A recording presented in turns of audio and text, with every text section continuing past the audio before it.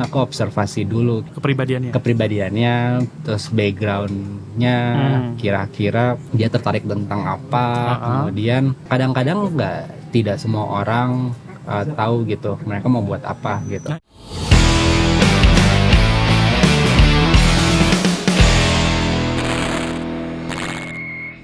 Halo, balik lagi di Voice of Rouse. Episode kali ini kita bakal ngobrol-ngobrol bareng Joy ya. Deh. Joy ini salah satu pengajar di Panya juga, Joy ya? Di Panya dan Lasal. Lasal ya, ngajar Dakrum nggak usah ya? Iya, ngajar Dakrum. Ya pengajar fotografi lah ya. Udah berapa lama berarti ngajar? Dari 2019 atau 18 ya. Kalau di Panya tuh berarti lebih ke ngajar apa berarti? Storytelling. Storytelling ya? Iya. Oh, berarti develop project juga mungkin ya? Iya, salah satunya developing project. Oh gitu, berarti di Panya dari 2008 yang Future Talent ya? Aku PFT berarti PFT berarti 2020. 2020 yang pas pandemi itu ya? Ya pas pandemi. Itu berapa bulan sih? Itu 1 tahun. Setahun ya? 1 tahun. Oh jadi kurang lebih ya. Berarti dari benar-benar komplit lah ya, paket komplit kayak sekolah lah ya. Lumayan tuh. Terus produk akhirnya pada dijadiin apa sih si PFT itu? Sebenarnya kalau produk utamanya tetap karya storytelling. Cuma di akhir tahun biasanya bisa bentuk zine, buku foto atau audio visual gitu. Multimedia ya. Karena kemarin emang lagi pandemi ya, jadi belum bisa pameran secara live gitu ya. Aku belum tahu deh nanti mereka akan nextnya ya 2023 berarti ya. 2000 kalau 2022 ini. Udah belum ya? Lagi jalan programnya. Seru sih berarti. Berarti si pesertanya juga dari berbagai macam kalangan ya? Dari berbagai macam kalangan sih. Backgroundnya berbeda-beda. Apa sih, Aan Mansur ya? Ikut ya? Aan Mansur ikut kayaknya. Seru tuh. Nah, soalnya kan kalau lihat karya puisinya kan kita udah lihat tuh di film, udah ada di ADC 2 tuh. Cuma kalau fotografi nih penasaran. Sama Joy juga nggak? Nggak, kalau dia bukan bimbinganku. Oh bukan? Penasaran sih. Ditunggu aja di akhir tahun. Berarti akhir tahun ini ya? Akhir tahun ini kayaknya. Penasaran sih, pengen lihat foto-foto Aan Mansur jadinya kayak gimana. Kan kalau secara puisi udah ketahuan. Yang jelas menarik sih. Iya pasti. Wah, menarik nih. Biasanya kan orang-orang yang sering motret bikin puisi, sekarang orang yang sering bikin puisi motret ya pengen dibalik tahu. Jadi pengen tahu juga sih. Terus kalau pas ngajar di Panya gitu, terutama ngajar storytelling ya, si cara ngembangin project, terutama apalagi bukan yang dari kalangan fotografi nih, ada ininya nggak sih cara-cara mengembangkan sebuah proyek dari ide terus mengembangkannya? Sebenarnya aku juga di Lasal sama sih. Sama ya? Ngajarnya juga developing project gitu. Sebenarnya basicnya sama gitu. Sebenarnya mereka mau buat apa dulu gitu. Mereka ada misalnya isu atau ketertarikan yang ingin diangkat atau enggak. Jadi kita bergerak dari situ dulu, baru kita bisa tentuin cara kemudian strategiknya seperti apa untuk mengdevelop. Berarti termasuk cara menentuin nantinya pendekatannya mau yang dipakai mau kayak gimana gitu ya? Iya. Menarik sih. Berarti benar-benar dari diri sendiri dulu ya, kenalin diri sendiri dulu, pengen apa nih, keresahannya apa gitu-gitu. Ya kurang lebih sama seperti itu ya. Karena kalau misalnya kayak student di kampus gitu kan, Lasal, di Lasal juga banyak kan yang masuk nggak cuma dari backgroundnya fotografi ya, banyak yang misalnya mereka udah lulus di tempat lain dan kemudian mereka ngambil lagi course fotografi gitu. Nah itu kan tergantung ketertarikan mereka atau background mereka sebelumnya. Apa sih yang sebenarnya mereka concern dan lain-lain gitu. Ya kayak Aan Mansur aja kan backgroundnya misalnya penyair gitu ya. Penyair gitu. Nah terus si karyanya enaknya gimana? Nah itu berarti susah juga ya, harus kenalin tiap orang ya? Ya kurang lebih kayak gitu berarti, sih. Kalau Joy punya formula tersendiri nggak sih kalau buat ngajarin gitu atau Sebenarnya kalau biasa mungkin formula tersendiri, mungkin yang lain juga bisa melakukan sih. Tapi yang utama biasa kalau aku lakukan baik itu di tempat ngajar manapun, aku observasi dulu oke. kepribadiannya, terus backgroundnya, kira-kira dia tertarik tentang apa. Kemudian kadang-kadang tidak semua orang tahu gitu mereka mau buat apa gitu. Nah itu tuh Nah, kadang kayak gitu kan. Tapi mungkin untuk orang-orang yang misalnya seperti itu, biasa kita bebasin dulu gitu untuk mereka coba praktek dulu gitu. motret dulu ya. Motret dulu. Biasa itu terjadi kalau misalnya di kampus gitu. Karena kalau kebanyakan memang mereka daftar sudah tahu ya kan mau bikin apa ya. mau bikin apa gitu. Oh gitu. Jadi emang saya juga sering gitu sebenarnya. Kayak motret dulu, baru setelah motret kepikiran iya kayaknya bikin ini oke nih gitu. Baru dikembangin gitu. Iya, karena masalah setiap individu juga punya taktik berkarya yang berbeda-beda dan kita nggak bisa samain dan paksain cara kerja satu dengan yang lain untuk sama yang kan. Paling aneh ada nggak orang yang kayak gimana sih? Yang paling aneh ya. Yang paling aneh kadang-kadang kalau misalnya dia bisa cerita panjang sekali gitu.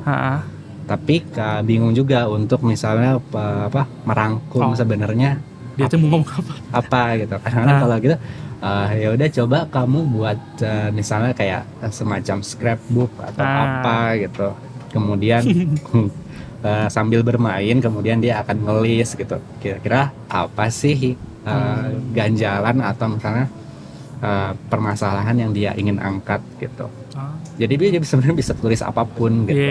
Cuma jadinya bingung sendiri karena terlalu banyak kali ya. Jadi kan bisa dicoret, dieliminasi atau apa gitu. Iya sih, Jadi disederhanakan, dikerucutin gitu. ya. Dikerucutin. Mana gitu. Yang mungkin lebih menarik atau mungkin yang lebih mungkin divisualin mungkin divisualin gitu. Secara ya kalau kita udah ngomongin timeline ya. Iya. Jadi kayak projectnya doable atau enggak. Kadang-kadang kita juga sebagai fotografer kan atau sebagai pengkarya kita punya ide besar gitu, cuma ide ini bisa divisualkan atau tidak. Nah itu tuh kadang agak susah ya.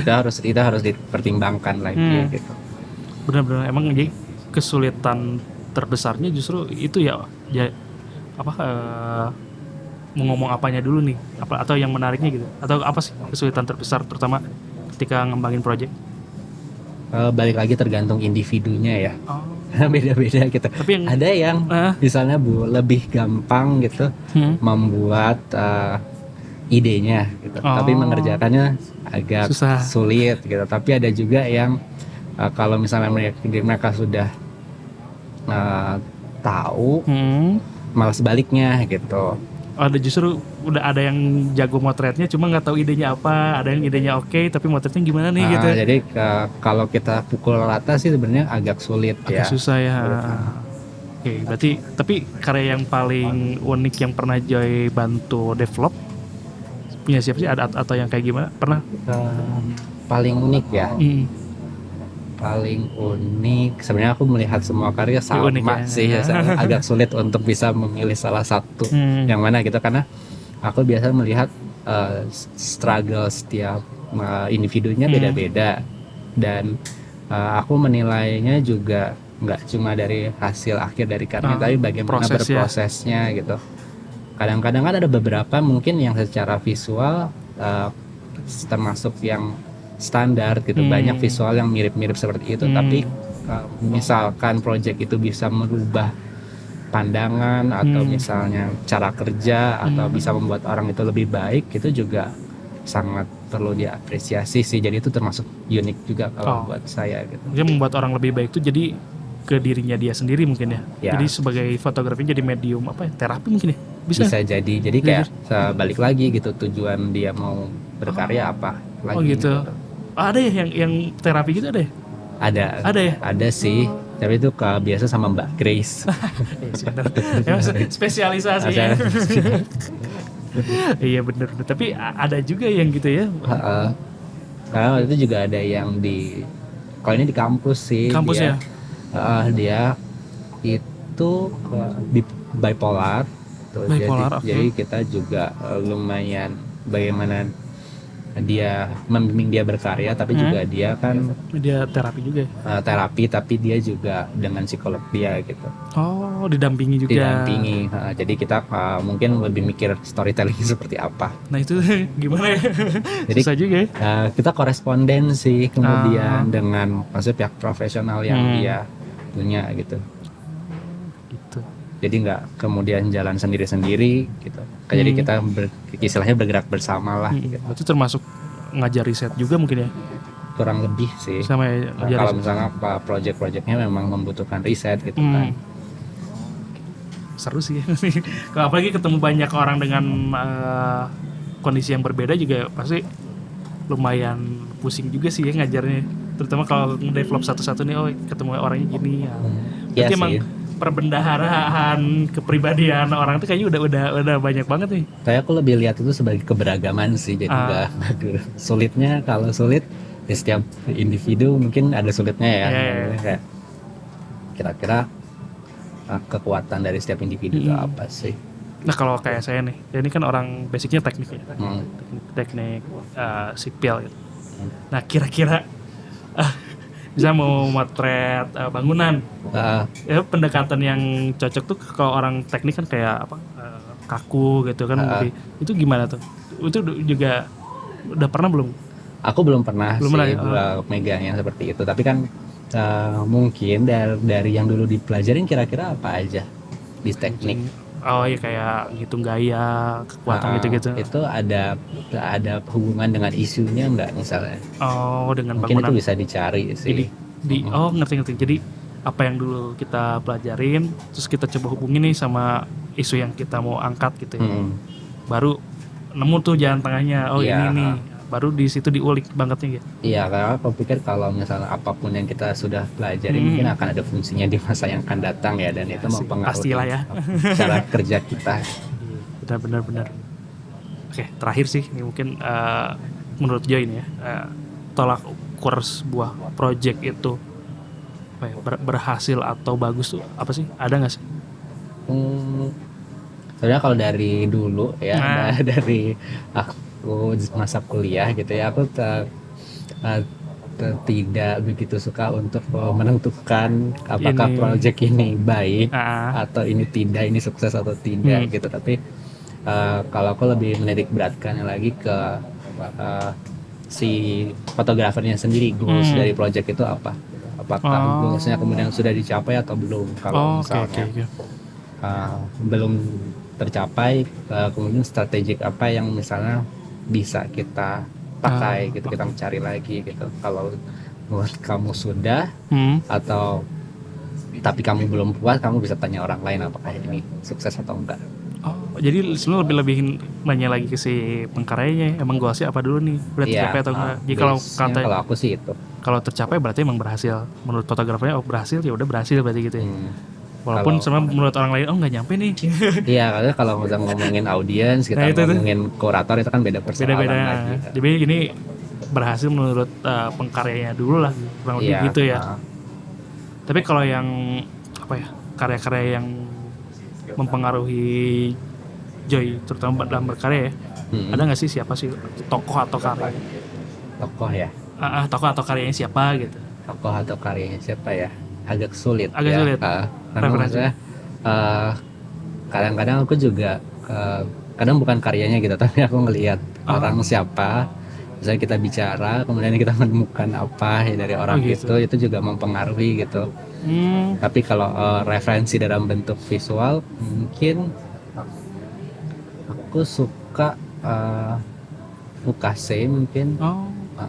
Tapi yang kucing. Kucing, oh iya karena tadi bikin kucing ya, bikin project kucing juga. buat fun aja sih. Dia bikin project. Tadi saya lihat Joy bikin foto-foto kucing pakai Instax sih. Aku pakai Instax. Ya? Karena sebenarnya aku suka dengan karya-karya yang light, happy dan sejenisnya gitu. Walaupun ternyata sulit untuk aku buat gitu. Ya karena bikin yang depresi itu lebih sulit. Bikin yang depresi kayaknya lebih gampang gitu ya. Kayak ngebaliknya, oh ya ternyata sulit. Iya benar sih, benar juga. Saya juga sama. Jadi kalau seneng kayaknya enggak, kalau seneng enggak muat. Ya kalau lagi menderita baru deh. Oke teman-teman, episode kali ini kita cukup dulu. Terima kasih sudah mendengarkan. Sampai jumpa.